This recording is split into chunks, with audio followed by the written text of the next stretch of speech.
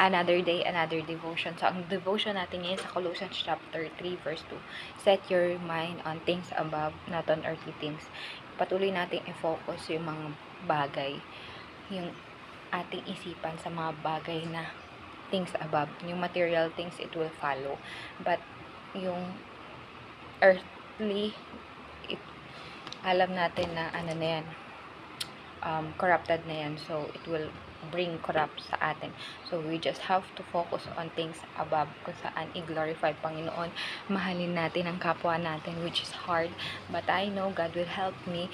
So, isa sa mga struggle ko is yung gusto ko maging successful sa isang bagay. Gusto ko, let's say, makuha itong bagay na to, pero hindi ko pa siya nakuha. Let's say, gusto ko nang may sarilang sasakyan, but it's not yet happening. The moment na piliin ko, i-push ko na yung sarili ko na nakafocus na ako na having my own car instead of developing my relationship to God, doon na nagkakaroon ng hindi maganda. Yung focus ko dapat is to serve more, to love God, to worship God, to know God, to believe in Jesus, to trust Jesus, then eventually all things will follow. Sabi nga, diba, seek first the kingdom of God, and all things shall be added unto you.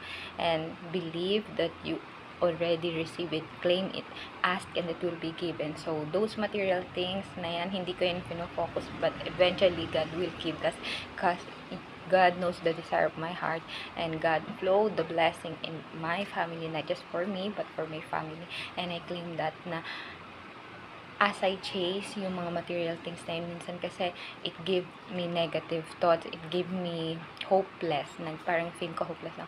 But then, when I set my mind on things about God, nagkakaroon ng comfort, mercy, love, and nararamdaman ko yung compassion ng Panginoon sa akin. So, mas mabuti pa rin para talaga na iset natin yung mind sa Panginoon. So, that's it. See you in my next video. Bye and God